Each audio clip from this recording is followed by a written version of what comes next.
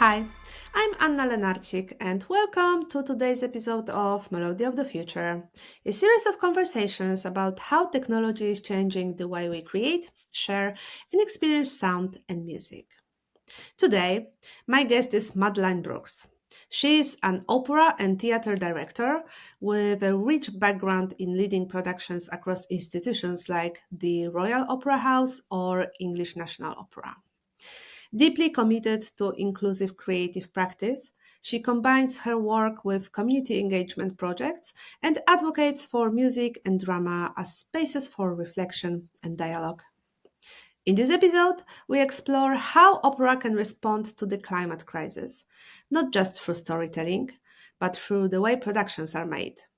We touch on sustainability, creative limits, emerging technologies, and how the next generation might reshape the art form.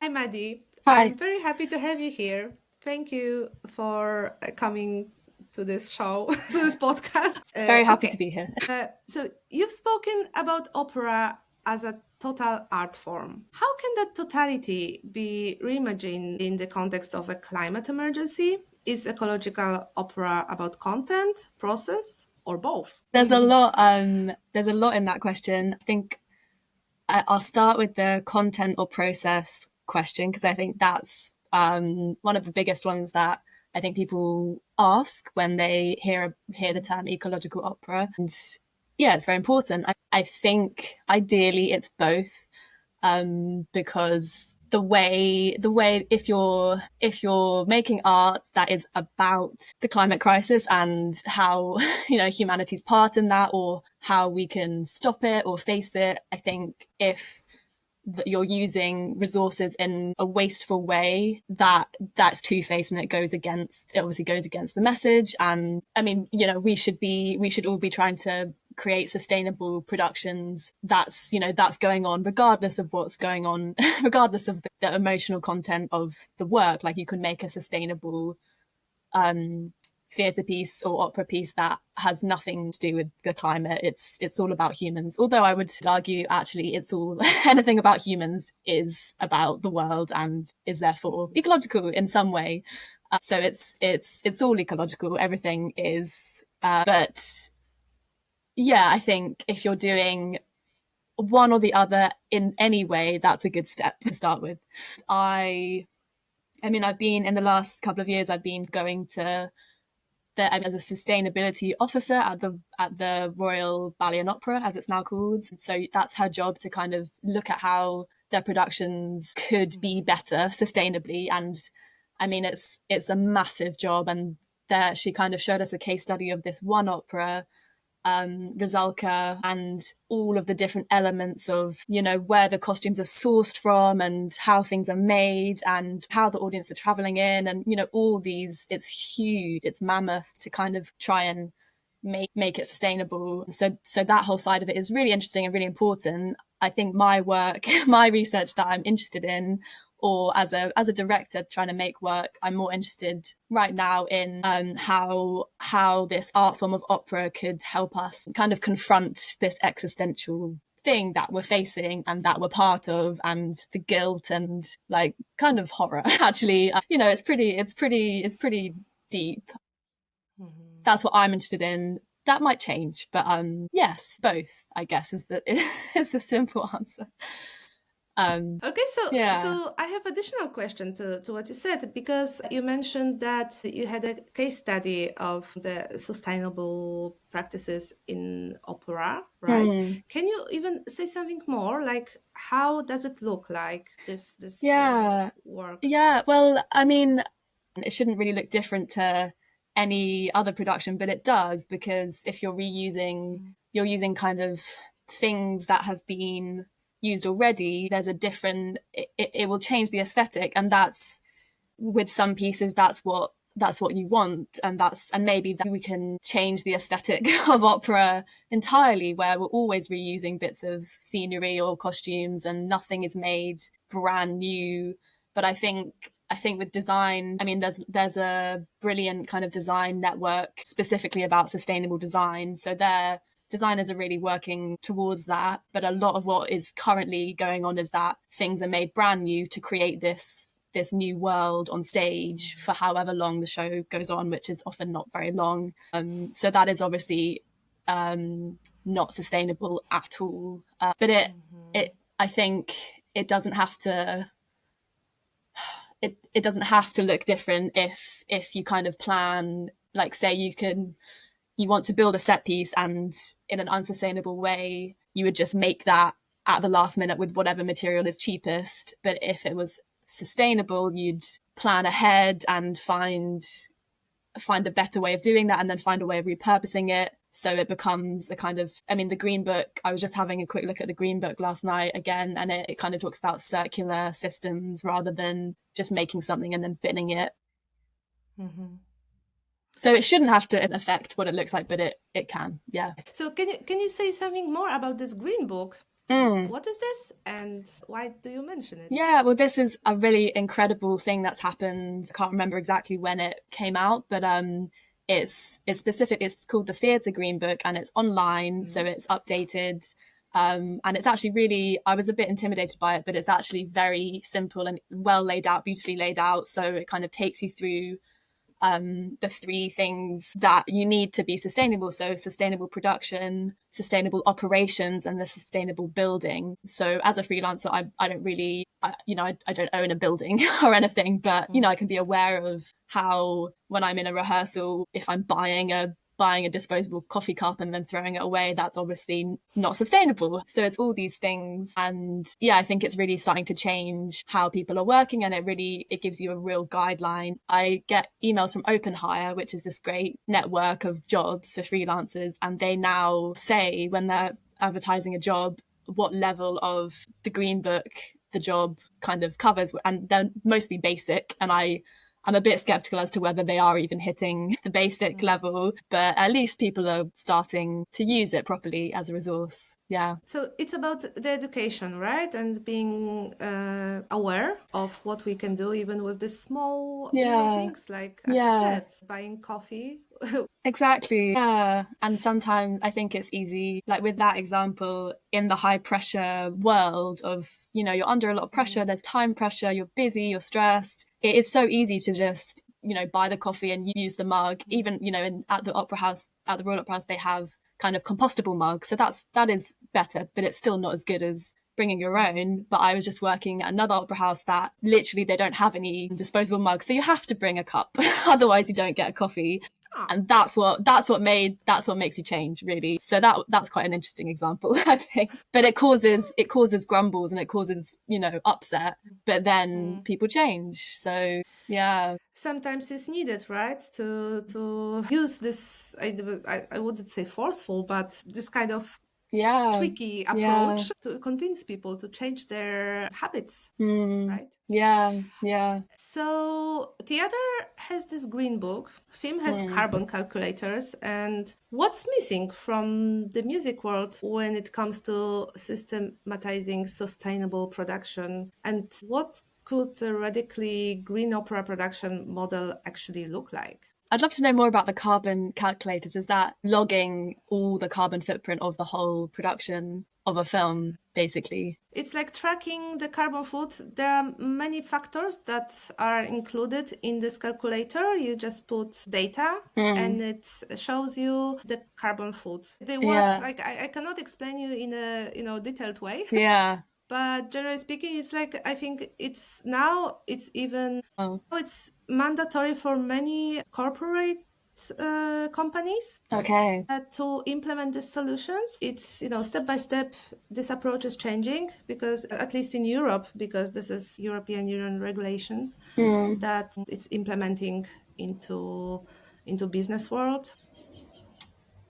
Wow. Okay. Yeah, but basically, it's about the usage of materials. Generally speaking, it's putting some data, how you operate with many factors as you do things, right? Sure. Yeah. Well, I think opera could use that definitely, and I think people probably are, like, companies probably are using stuff like that, because that's obviously part of the sustainableness.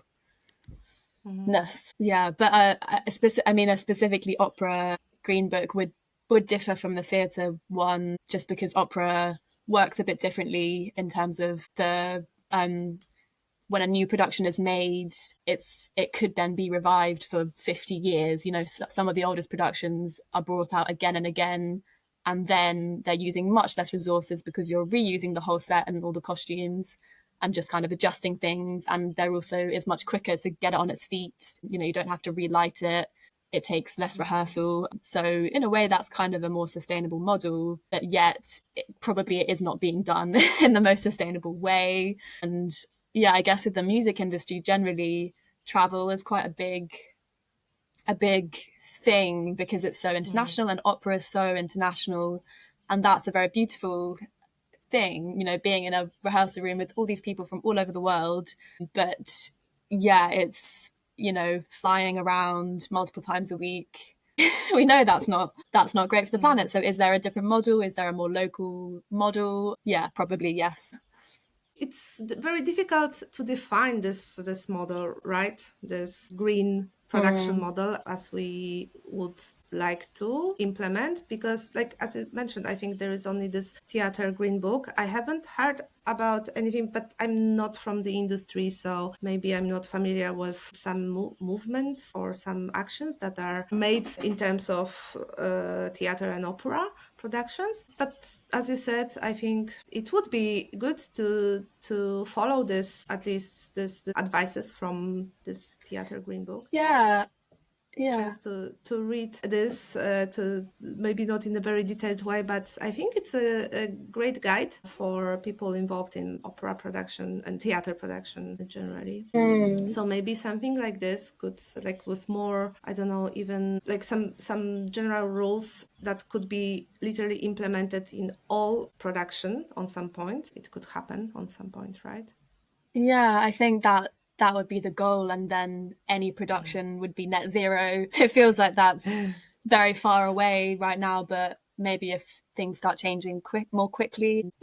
Yeah, I mean, I don't know. I don't think I've ever worked on a net zero production, and I think I remember the sustainability officer was saying that, you know, even with a year of work on this one production of all their productions to try and make it sustainable, they still just reached basic level. So it's really hard, and it's like trying to, like, opera is so huge that to try and change it at all is like trying to kind of move a huge machine, and that does take time, and it happens slowly. Maybe it's happening too slowly, but it is definitely happening. You know, people are trying. So yeah, because you spent time working with youth opera and independent productions, right? Often outside of big institutions. Yeah. What kinds of sustainable practices have you seen or tried yourself, maybe?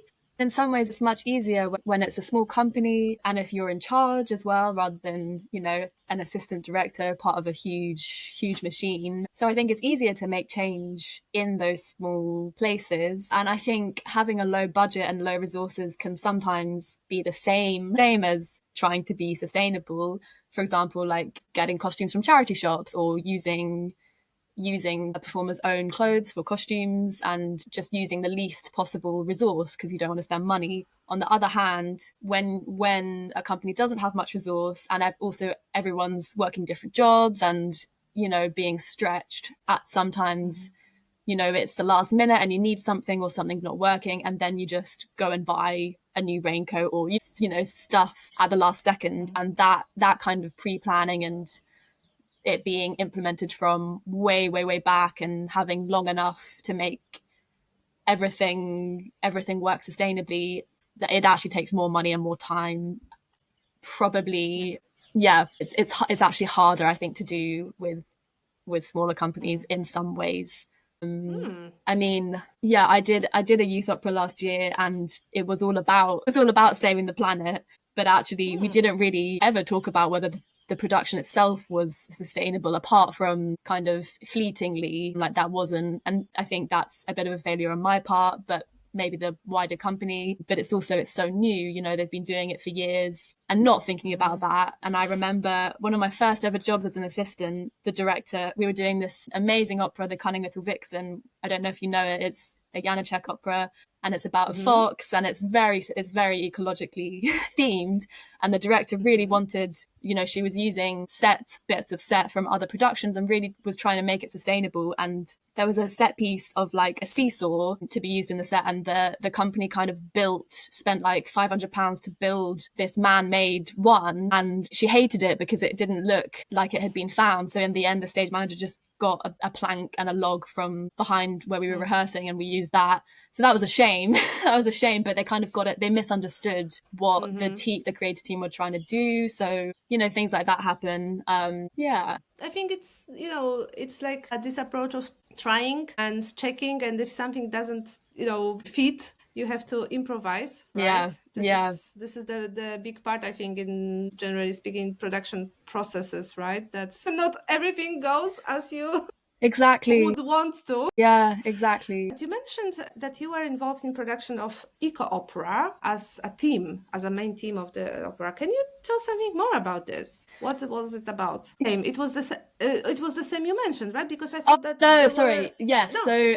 So this was a new piece. So this London Youth Opera do a new piece every single year. They commission a new work by a different composer, and this composer was Nathan Williamson, and the librettist was Meg Nichols. So they wrote this new piece, and it was called The Quest, and it was about scientists and politicians and kind of how they interact to try and find a solution for climate change, as we called it. Yeah, I mean, it was kind of more about politics, really, but obviously that is about ecology. If, we're all arguing about stuff, that's not going to help the world. So it was quite positive and, yeah, very beautiful and very, timely. And I think the more new operas that we can create rather than just regurgitating, the big ones that have been going for hundreds of years, the more we're going to speak about the problems that we're facing now, and it's going to feel relevant. And you can also reimagine the canonical operas, but there's an extent to which that stops making sense and kind of stops. It feels like a director's just kind of putting something on top of a story that doesn't really fit, and it doesn't necessarily speak really. Yeah, I mean, it's all quite interesting though. Yeah. But comparing this smaller production to these big productions of larger opera houses, do you think these big ones are slower to change? Yes. Yeah, I think so. I think when these companies have been going for so long in certain ways, people get set in their ways and they do things their way. And there's also just so many people that you've got to try and get on board. So ideally, I mean, I think, there are companies like, there's quite a new company called Green Opera that is quite specifically about making sustainable productions. And, I think, it's hard to start an opera company and it's a hard thing to put on.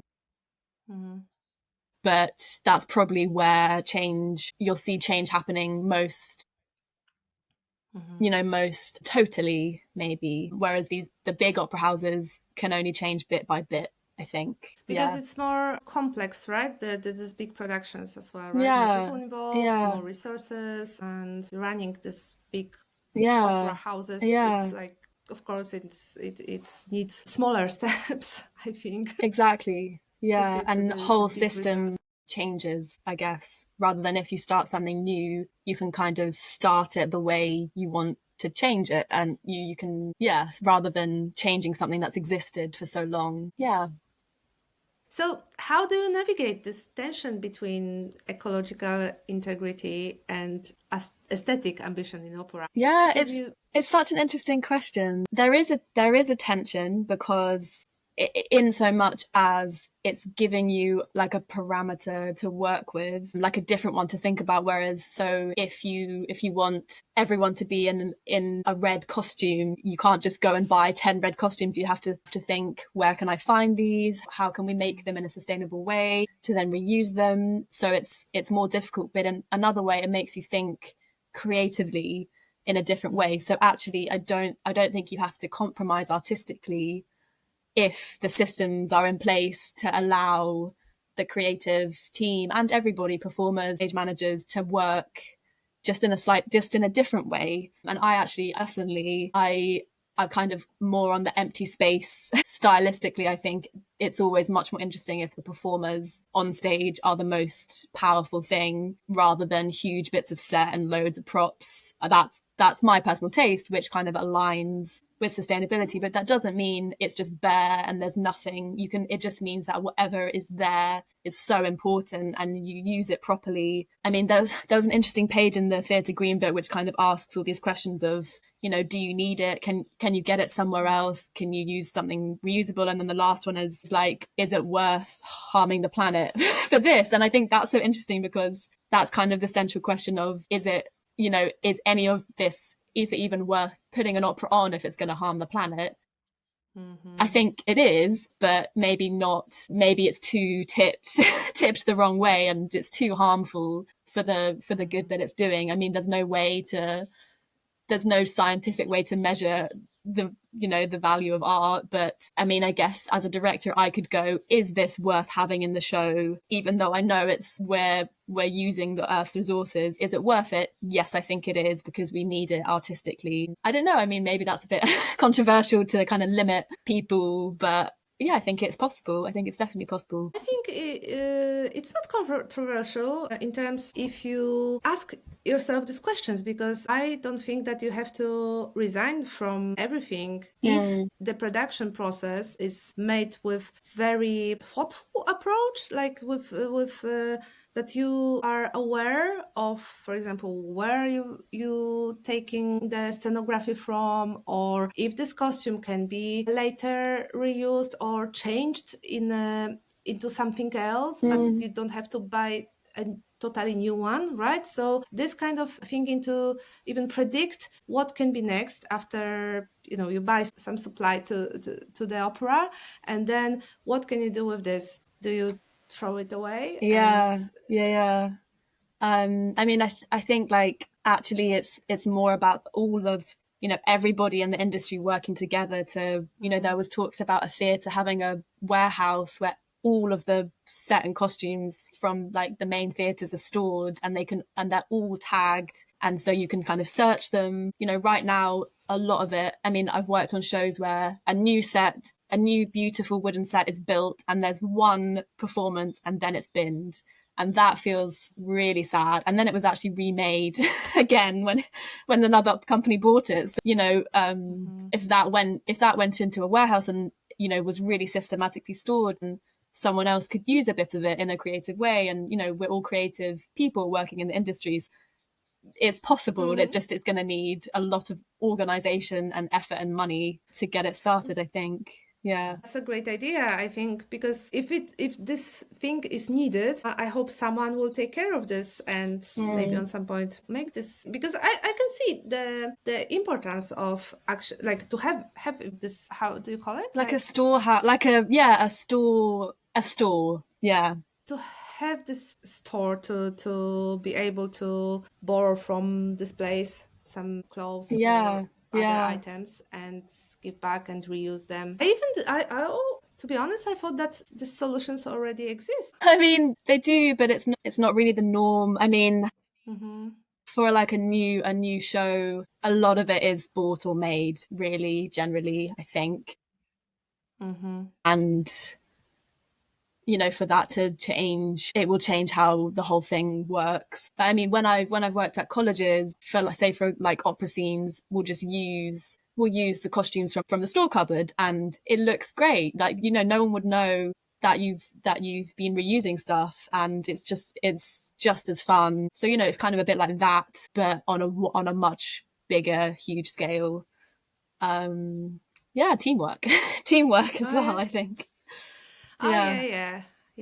Okay, so now I have the question about the technology, because I found some interesting solutions in the music industry generally. For example, Coldplay builds kinetic dance floors, Massive Attack runs battery-powered gigs. So what can the opera world steal from these music industry experiments?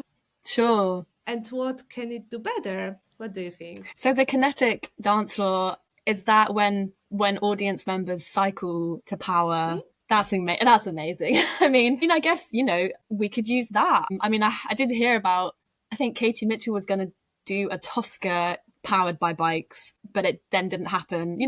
Things like that. I think people are thinking of it. It just is hard to make it. I mean, I think maybe the Coldplay's budget is more able to kind of make something like that happen. But all these things are useful. So why not? Why not try that? I guess it would have to be, it would be a new theatre space rather than in the existing very old, these old buildings. And maybe making things outdoors is also helpful sustainably in other ways. So yeah, it's all good. The more we can take from other ideas, the better. Yeah. Oh yeah, let's hope for some inspiration, right? So if you had unlimited budget to green a major opera house from top to bottom, what would your blueprint look like? I was just working at Glyndebourne Festival, and they're very kind of far ahead with they've got a wind turbine, and it's all they're making quite good efforts, but they have different funding to other opera houses that have some government funding, so it's a bit like they're able to pursue that in a way that other people don't have time for, or they're just trying to sell tickets and survive. I mean, what a good question. I'm trying to picture it. I don't know if I can even imagine it at this point, how it would work. I guess everything would be quite simple in terms of resources, but I wouldn't want to not make impactful art. So how you do that completely sustainably, I don't know yet. I don't think anyone really knows yet, but we can just try. Yeah. Okay, it's you don't have to answer in a very detailed way, but like, how would you define like the, I don't know, maybe 3 major aspects of this kind of production? What would you focus on at first place? Generally, even. You don't have to be very detailed. Well, I guess I come from the creative team and making a production, but the other 2 big ones are the operations, which is like, I think, things like waste, like the waste of the building, like where the rubbish goes and how it's recycled and things like that. And then the building itself, like the heating, but the production, I guess the most obvious waste is set. And if that's, where that's coming from, how it's built, what you do with it afterwards. I mean, I think, the cyclical model is something we can work towards, like that organic, not just making something new and then trashing it, but like reusing and then giving. I mean, this one opera, The Cunning Little Vixen, there was a tree as part of the set, and then the company planted the tree in the grounds afterwards, like things like that. And like, it might be a kind of token. It doesn't mean that the whole production is sustainable at all, but that's one small thing that is sustainable and quite beautiful. So it's things like that, I guess. Yeah, I also think that even small steps matter. And lots of small steps, they make a big steps, right? Yes. I guess there's also like greenwashing, and that's, you can say, oh, we're really sustainable, but actually it's not backed up by any proper research. But then there's also like this pressure of, if it's not perfect, then is it worth doing? I mean, it's all, these are all tricky questions. But you mentioned also this opera that the theme of them are ecological. So if you think about this environmental narratives in opera, do you think more effectively is when they tell about ecology through this metaphorical way, or if they shout out, if they scream through some confrontation? Sure. So I'm really thinking about, like, personally, you should never make art in order to give a message to try and change people. I think that can be manipulative, and then people realize that's what you're doing, and it's not good art. It doesn't move you. It kind of makes you feel you've been taken advantage of, or talked down to. I mean, but I think basically, if you're making something new, if you're making like honest new art, then anything that's kind of churning around in society in your life will come out in it. So automatically, if I make a new production, these things will probably come out if I'm doing my job properly, rather than being like, I'm going to make a really ecologically themed piece. On the other hand, I have been thinking specifically about how opera can talk about this issue. So maybe that's contradicting that, but there's a fine line, I think. I mean, what do you think? Do you,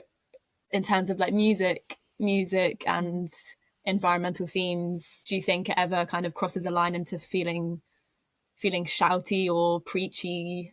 Like, where's the line there? I prefer this more metaphorical way, definitely. If some art piece is dedicated to some important topic like sustainability or diversity, inclusivity, or things around this, for me it's more powerful that you don't say, don't show, don't put this like very directly and one-to-one. There are many ways to show some important topic in a not direct way, but around this, but then in a final effect it just gets to the audience. I think the art is also the very, very powerful tool in terms of that you don't have to make the statements like very directly, but it can be shown in more impactful and more in a way that touch your emotions and your soul. Yeah, can be said for sure.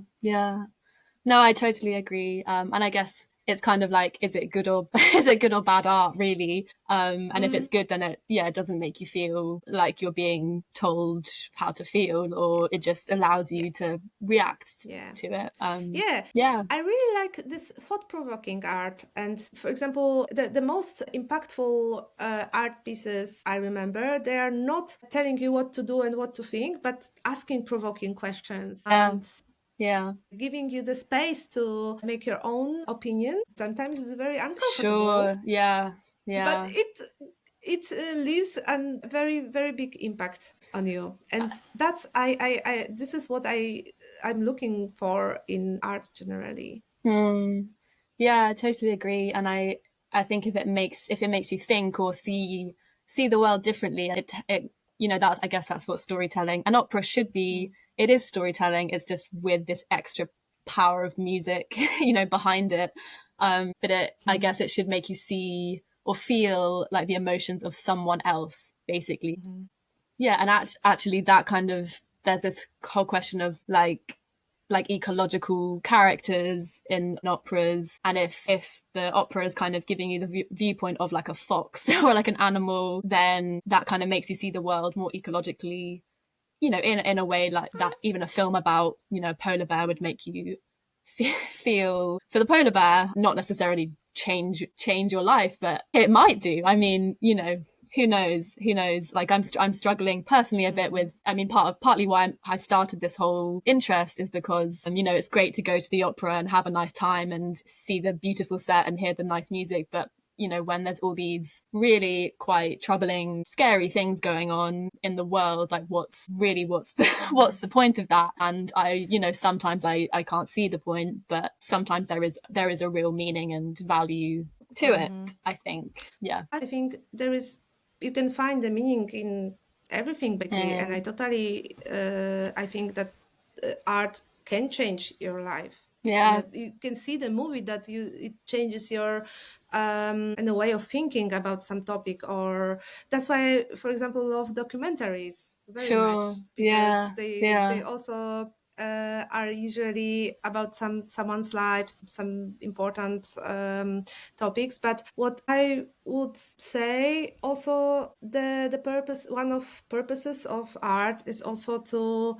just feel like to feel some emotions, to feel something, and it doesn't have to be always about some disturbing topics. Yeah, sure, right? sure, of course. It doesn't have to be. It can be about some, I know what you mean, because, drama, something to be dramatic on stage, doesn't have to be about life and death. It can be small, about every day, and it's just about being in someone else's shoes and feeling what they feel. And the more we can do that, the more the world will become a more a more equal, beautiful place, I think. Yeah, no, I totally agree. And I need that, I need that reminder. Yeah, and also when I think about opera, you go to opera and there is some narration. There are some characters that you can relate to them, or you can even be a part of their presence on the stage. And also, if you agree with this way of being or not,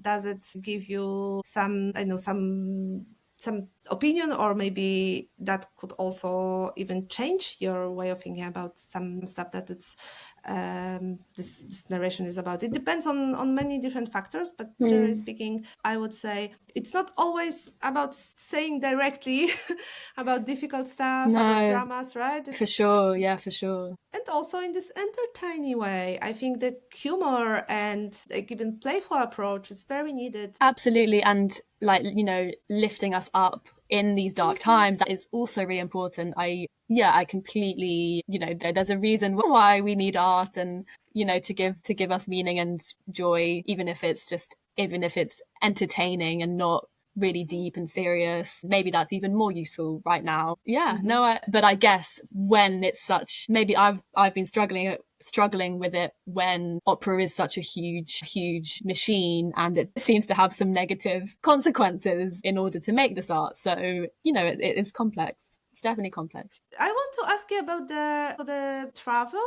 topic, because you mentioned something at the beginning. But there is this, I would say, growing movement to shift touring like models to avoid flights, for example. Or not travel by car, but for example by train. What is your approach in making opera production? And this is also the very important aspect of this, right? Because it's often that singers and parts of opera staff are coming from very different parts of the world even. Can you see this movement in opera production? As in, can I see it changing for the better? No, not really. Not at the kind of international opera level.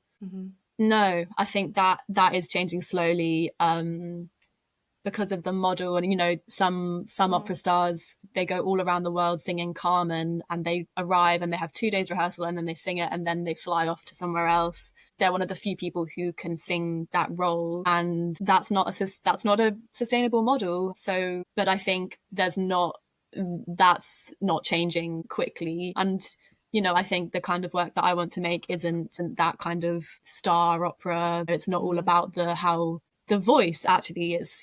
There's other elements, and it'd be fantastic if an opera company took all their musicians and all their chorus on the train to go and tour somewhere. But the expense of that is huge. So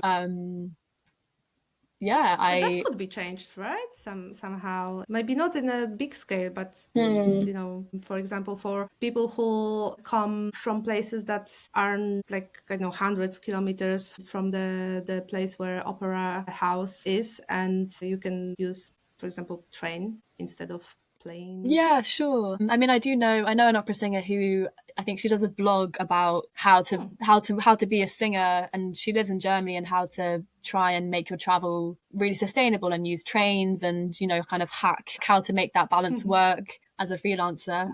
So people are really talking about it. And it's also, I've heard about artists generally in music industry that also promote this kind of practices to choose more sustainable transport. Yeah, I think the general music industry might be a bit ahead of opera there, but that's great that if that's changing, then I'm sure it will filter in as well. Yeah, because also a very interesting case I've heard about is that some artists have credited Earth as a co-writer. What do you think about this approach to contribute to the ecological aspect of the planet? Because they live here, they produce their music, their art, but because they can exist here. So I guess that means that some of the tickets sales are automatically go back to go to charities, or is that how it works? And I guess how is that different from kind of saying, oh, we're going to donate this amount of our... So say I put on an opera and said Earth is a co-creditor as well as me or a writer and a composer, what impact does that have, would you say? Because I'm not sure, I've never gone to something where that's been the case. I've heard about this practice last year at the music conference. This is like this European movement, I think. I have to do the research about this, but that was the proposition, and some artists already involved into this practice that co-credit Earth. And as you said, this part of the money they earn, part of their earnings is going to contribute some, as you said, charity to promote and be more impactful in terms of sustainable practices. Yeah, I mean, it sounds brilliant, because then you're kind of putting your money where your mouth is and you're doing action as well as just talking about it. And this is also, another part to split royalties and credits. But I think it's up to artists and it's up to, individual choices. But I find it very interesting and needed in the industries. I hope it will be more and more popular to do something like this. This is the possibility to contribute to sustainability in the music industry. No, it's really interesting.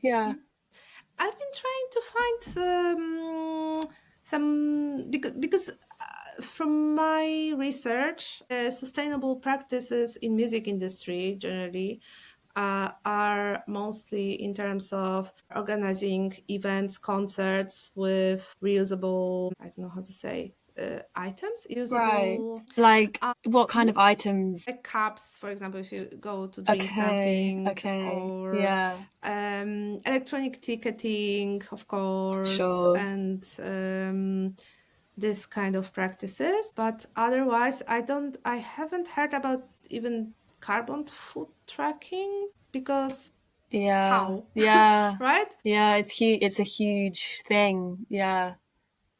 One other interesting thing I've found, it's producing vinyls with eco-friendly material, not with vinyl, but with some other material that is recompostable. Wow. Okay. That sounds great. Cool, Connecting this sustainability topic with the music industry, it's not very easy to find. Right. But maybe I'm not aware of some also practices that are ongoing behind scenes. Yeah, I mean, I haven't either hugely heard about the music industry. I mean, from my point of view in theatre, like classical music anyway doesn't seem really that impactful because, you turn up and you have your instrument and you play. So actually it's quite sustainable. But, then you've got travel and international artists again. I think I heard about a Finnish violinist talking about how he's trying to change the way he travels and thinking about things in a different way. But maybe it needs to be talked about more. Yeah. Maybe. So now I have another question also related to technology and technological advancement, because I've been doing some research into blockchain technology. And I think the role of this aspect, like generally speaking, technological advancement is very important in shaping a more sustainable future for music, for example. Because I think most people know this technology, blockchain technology, from the world of crypto and of course NFTs. But I can see its potential in music industry, building fairer, more transparent royalty systems, or even using these smart contracts that automatically can support climate initiatives. And it's still early, but it can open a new space where technology and ethics would merge. Imagine a system where every opera set, like piece, costume, or prop, had the digital ID that tracked its reuse across productions, venues. So do you think that kind of material transparency, which can be powered by blockchain, could help fight waste in theatre? I think that sounds fantastic. Yeah, I think you should get involved with this new system. Yeah, it's brilliant. I'd never heard of that technology, but it sounds like it might be changing how, and also fairness for musicians being paid for their work properly and credited, and that all then makes it more sustainable, because then the musicians can keep working and support themselves. So in multiple ways, it sounds like it could really change things. Yeah, sounds great. It sounds great. Yeah, it sounds great for me as well. I was very enthusiastic when I've heard about these possibilities at the first time. I think it's not so easy to make these changes in the industry, and even though this technology gives this potential, it's still, I think, need time, and somehow also like the proper approach from the whole industry to be able to implement this. And let's see if it's possible to make this change. So this isn't something that you've ever seen happen. It's just an idea that you've got from... I mean, I've seen happen because there is a totally new approach in music distribution in digital world. And in terms of making NFTs, and then there is the alternative way of distribution through blockchain technologies. And like some time ago, there was a very, very big movement into this. And there are some solutions that use this technology, but it's still not the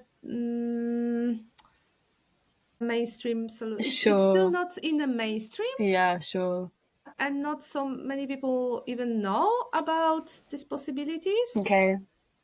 But of course, there are pros and cons of it. And I think because it's related to these cryptocurrencies and lots of NFT scams, the enthusiasm is now much smaller than it used.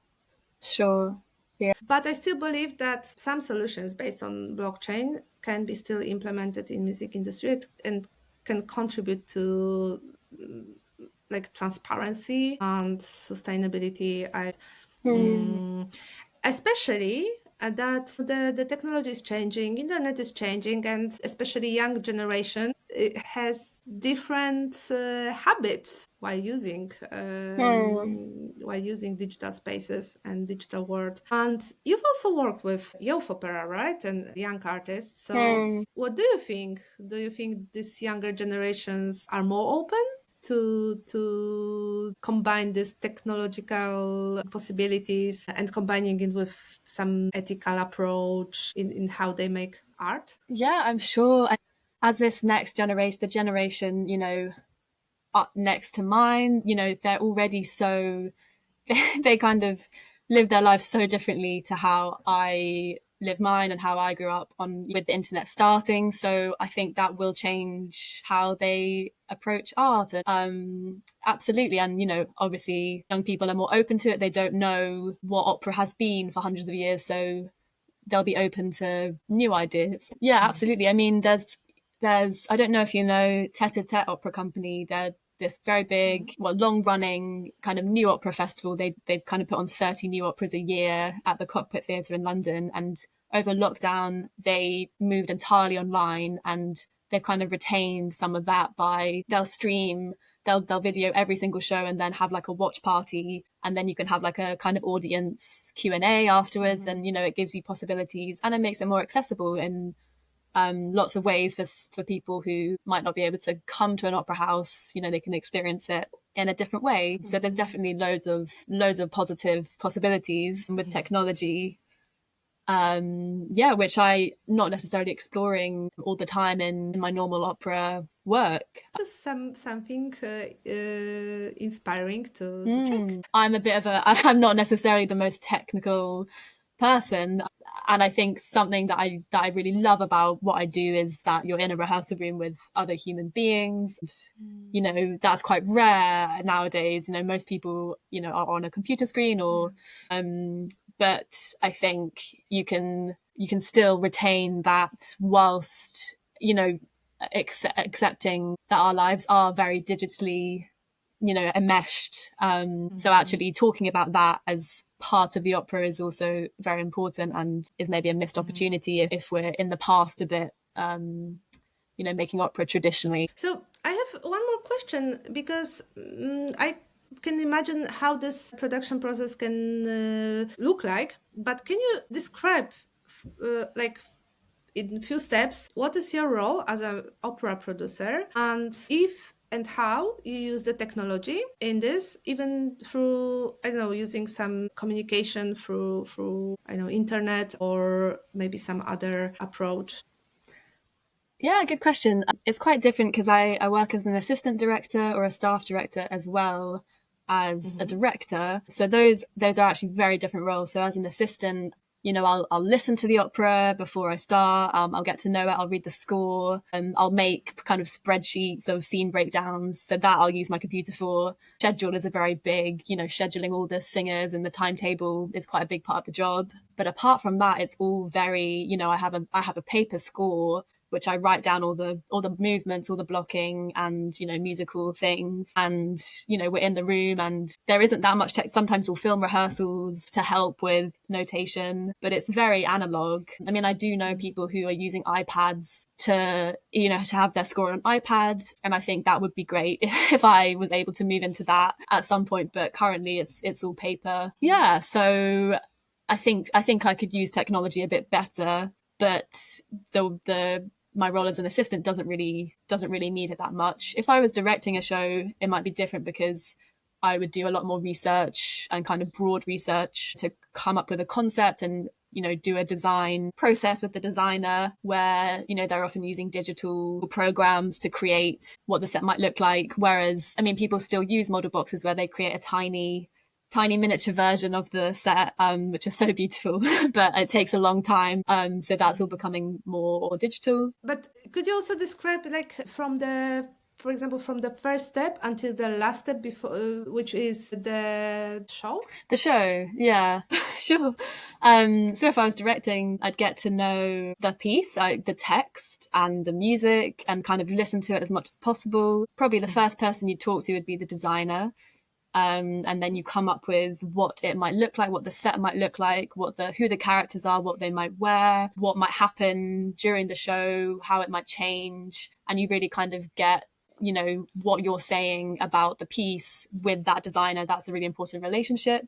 And then maybe you'd meet the conductor and talk about how the music and the text work and how you might work together, and any other members of the team if you have a movement director.